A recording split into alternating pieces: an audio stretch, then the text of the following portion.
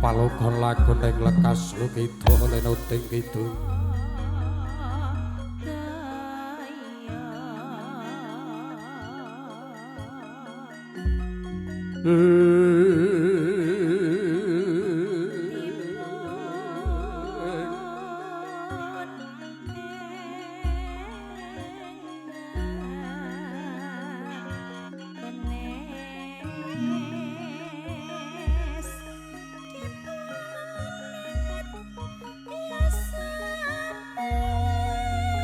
ler madu gendhis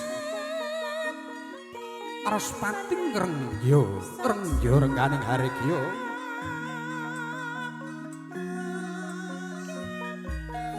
paniyayah lelangan kusuming banjaran sari sang lir madu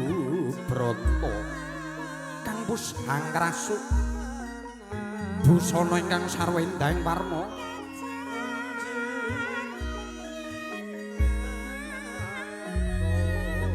sirna kamangsane pindha pangeja pantayo sang Hyang Asmara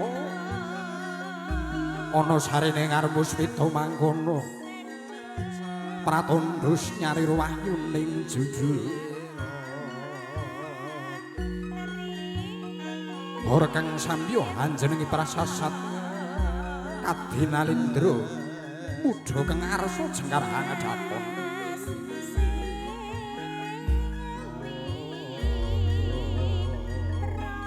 tejane panganten putri tuhu mustika wanita endahing jati tegon panembahe pring Gusti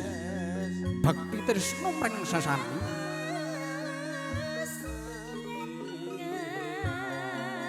arereh ririh lambaipun Sri Atmaja pirang temanten putri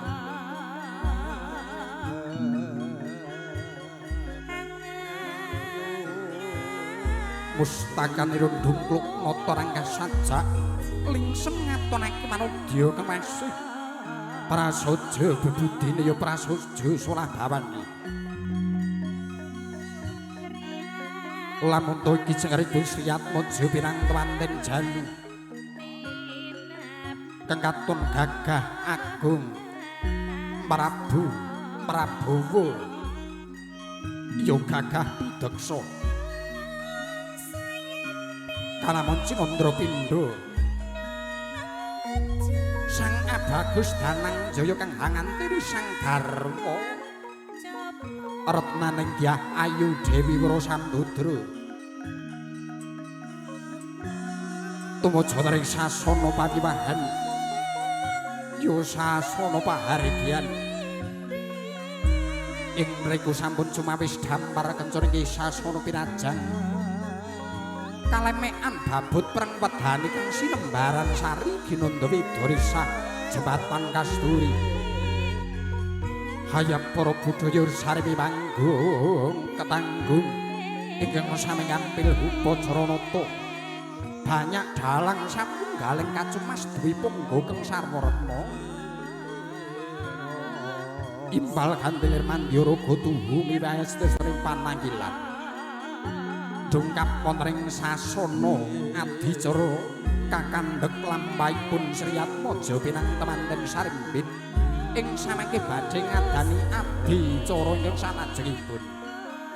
suwunging gendheng kala semanggaken dhateng ari kanca WE Dewi Campursaja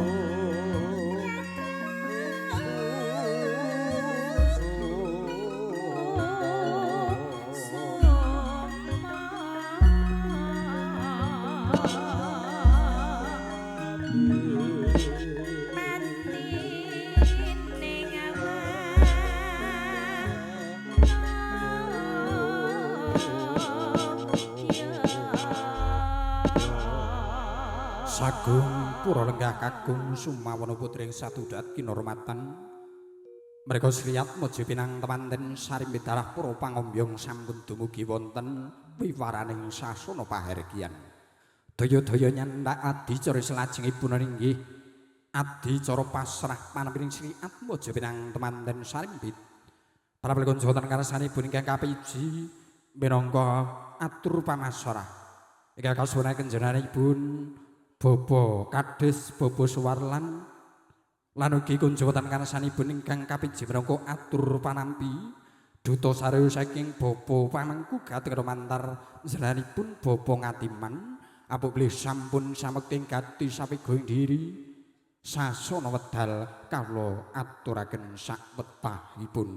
semoga duwin.